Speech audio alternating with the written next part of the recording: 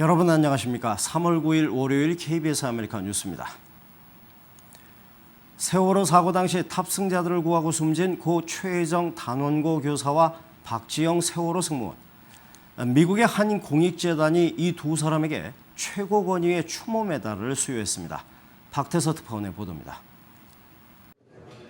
필라델피아의 포 채플린스 재단. 2차 대전 때 침몰 군함의 끝까지 남아 병사 수백 명을 구한 군종장교 4명의 살신 성인을 기리는 단체입니다. 재단은 고 최혜정 교사와 고 박지영 승무원에게 골드 메달을 수여했습니다. 2차 대전 영웅들만큼이나 두 사람의 희생 정신이 값지다는 것입니다. Tremendous loss of life, heroic acts to save life, and in saving lives, lives were given in selfless sacrifice. 상은 고인의 어머니들이 대신 받았습니다. 이들은 이영만리에서까지 자식의 희생 정신을 높이 평가해준 데 깊은 감사를 표시했습니다. 이 자리에 서 있는 것만으로도 가슴이 아프고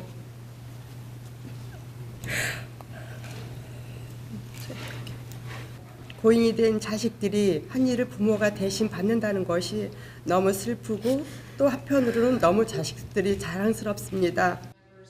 재단 측은 이라크전에서 아들을 잃은 현지 교민 등의 추천을 받아 지난 1월 두 사람을 수상자로 선정했습니다.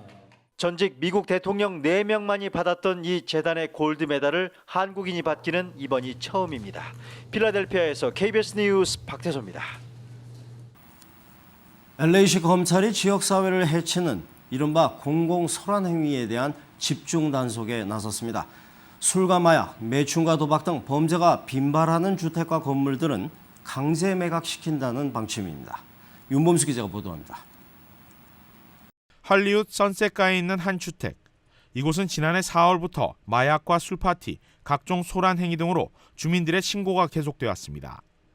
원인 제공자는 집 주인의 아들이었습니다. 경찰에 체포된 것만 무려 16차례. 결국 시 검찰은 아들에게 집에서 1000피트 이내로 접근 금지 명령을 청구하고 집 주인인 엄마까지 함께 기소했습니다. We want the individuals who are the catalyst for this activity to be ordered to stay away from the property. We want their immediate neighbors to have an opportunity to live again in an environment free of drug-related arrests, of the nuisances that they create. 베니스의 또 다른 주택에서는 마약 제조와 판매 신고로 6차례나 경찰이 출동했습니다.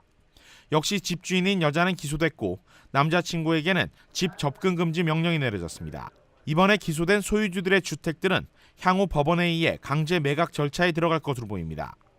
캘리포니아의 경우 범죄에 사용되거나 이웃 주민들의 심각한 피해를 입히는 진원지로 지목되는 건물들에 대해 이른바 공공소란죄를 적용해 특별 단속할 수 있도록 법으로 제정해 놓고 있습니다. 따라서 해당 건물에 연루된 건물자와 세입자 또는 방문자 모두가 기소 대상이 될 수 있으며 접근 금지 명령을 받을 수 있습니다. 또 해당 건물들은 기소 이후 강제 매각 절차를 밟아 처분될 수도 있습니다. We have schools and parks that are adjacent to them, so it creates an atmosphere of ill health and a scourge on that community. So that's the reason why these specific locations were targeted.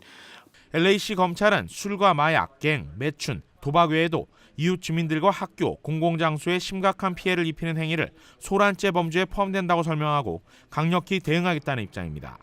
아울러 관련 행위에 대한 주민들의 협조와 신고를 당부하고 있습니다. KBS 뉴스 윤범수입니다. 뉴욕 플러싱에서 한인 남성이 애인을 총기로 살해하고 자살한 사건이 발생했습니다. 경찰은 사건의 배경을 치정관계로 보고 수사 중입니다. 뉴욕 김일강 통신원입니다. 뉴욕 플러싱 147가 주택가, 한 가정집 앞에 경찰의 바리케이드가 쳐져 있습니다. 지난 6일 한인 남성이 애인을 총기로 살해한 후 자살한 것으로 추정되는 사건이 발생했기 때문입니다. 경찰은 지난 6일 오후 2시 51분경 비치에비뉴 선상 147가 인근에 있는 주택 3층 침대에서 두 한인 남녀가 머리에 총상을 입고 숨진 채 발견됐다고 밝혔습니다. 사건 현장에는 남성이 작성한 것으로 추정되는 유서와 범행에 사용한 권총도 발견됐습니다. 두 사람은 애인 관계였던 것으로 알려졌는데 살해된 여성의 주변인들로부터는 오래전부터 신변의 위협을 느끼고 있었다는 증언이 나왔습니다. 현재 경찰은 치정관계에 의한 살인으로 보고 수사를 진행 중입니다. 2, 3일 후 부검이 마무리되면 정확한 사인이 발표될 예정입니다. 지금까지 뉴욕이었습니다. 애플의 차세대 착용형 단말기인 애플워치가 다음 달부터 시판에 들어갑니다. 한국은 1차 출시국에서 제외됐습니다. 노승욱 기자의 보도입니다. 다음 달부터 시판에 들어갈 애플의 차세대 착용형 단말기 애플워치. 우선 상당한 고가의 제품이라는 게 눈에 띕니다. $10,000짜리 금장시계 한정판도 있습니다. The Apple Watch collection also comes in two sizes. The 38mm starts at only $549 and ranges to $1049 depending upon your selection of the watch band. Now there will be limited quantities of the Apple Watch edition. It is priced from $10,000 and it will be available in select retail stores. 그동안 애플워치는 시계를 풀어 충전을 해야 하는 것이 가장 큰 문제점으로 지적되어 왔습니다. 이를 의식한 듯 애플은 충전 후 사용 시간을 강조합니다. During a typical day, you can expect 18 hours. So that works for most people, I think.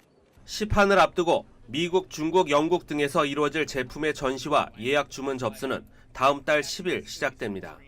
공식 시판일은 다음 달 말로 알려졌으며 현재 한국은 1차 출시국에서 빠졌습니다. KBS 뉴스 노승욱입니다. 일본 아베 정권의 역사 수정주의 배경엔 미국을 전쟁 범죄자로 만들려는 의도가 있다는 해석이 제기됐습니다. 아시아 지역 문제로 국한하려는 미국인들은 잘 생각해봐야 한다고 경고했습니다. 이주환 특파원입니다. 일본 역사 수정주의에 대한 신랄한 비판은 미국 존스 호킨스 대학교 국제관계대학원의 데니스 엘핀 연구원이 외교안보 전문지에 실은 기고문에서 시작됐습니다. 동아시아 문제 전문가인 헬핀 연구원은 미국 정부는 일본 역사 수정주의에 경악해야 한다는 제목의 기고문에서 일본 정부의 역사 수정주의 이면에는 자신들이 전쟁 피해자라는 점을 전제하고 있다고 지적했습니다. 이를 근거로 세계 2차 대전 직후에 미국 정부와 해리 트루먼 전 대통령을 전쟁 범죄자로 만들려는 것이 일본의 속셈이라고 비판했습니다. 따라서 역사를 왜곡하려는 일본에 침묵한다면 2차 세계대전 이후 형성된 세계 질서의 논리가 모두 무너질 것이라고 경고했습니다. 특히 일본의 진주만 기습을 거론하며 동아시아 과거사 문제와 미국이 별 관계가 없다고 생각하는 이들은 재고해봐야 한다고 조언했습니다. 한편 한국을 방문하고 하와이에 들른 제임스 윈필드 미 합참 부의장은 일본의 진주만 공습 현장을 찾아 당시에 희생된 미군의 넋을 기렸습니다. 이번 기고문은 일본의 역사 왜곡을 동북아 문제로 국한하려는 미국 내 일부 여론에 경종을 울린 것으로 평가받고 있습니다. 워싱턴에서 KBS 뉴스 이주환입니다. 한국의 카이스트가 사람의 시선과 눈 깜빡임으로 가동되는 스마트 안경 K-글래스2를 개발해 공개했습니다. 무엇보다 다양한 증강현실 기능이 가능해서 구글 글래스와 치열한 경쟁이 예상되고 있습니다. 유진환 기자입니다. K-글래스2를 쓰고 도서관에서 잡지들을 쳐다봤습니다. 시선이 가는 대로 포인터가 움직입니다. 눈을 깜빡이자 가격과 주요 기사 등이 표시됩니다. 차량 내부를 보자 각종 부품 정보가 나타나고 정비가 필요한 것을 보며 눈을 깜빡이자 교체 순서까지 표시됩니다. 카이스트가 개발한 K-글래스2는 시선 추적과 물체인식 센서를 통해 시선과 눈 깜빡임으로 가동됩니다. K-글래스2는 자연스러운 눈 깜빡임과 클릭을 위한 눈 깜빡임을 서로 구분해 인식할 수 있습니다.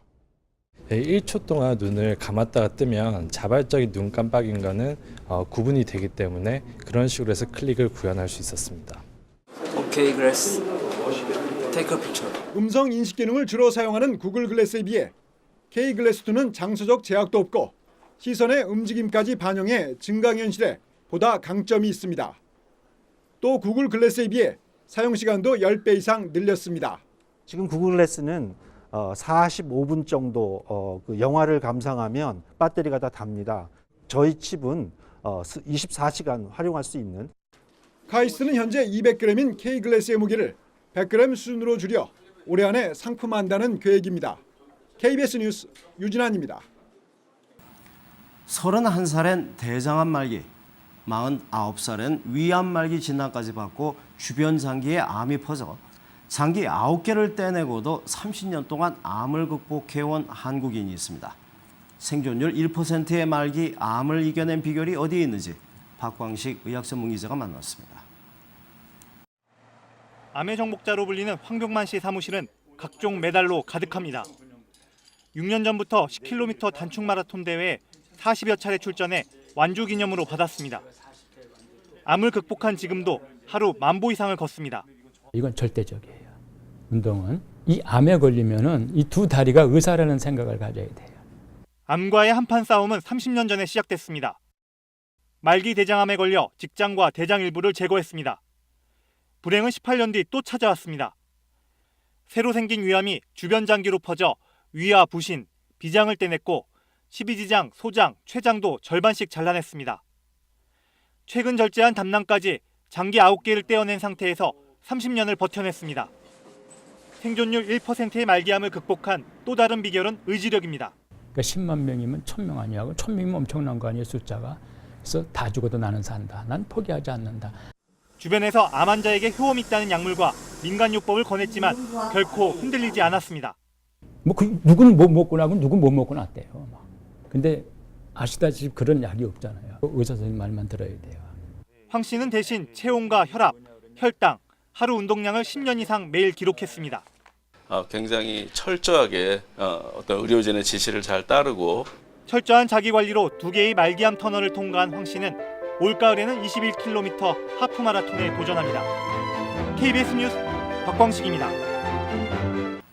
월요일 밤 KBS 아메리카 뉴스를 마칩니다. 시청해주신 여러분 고맙습니다.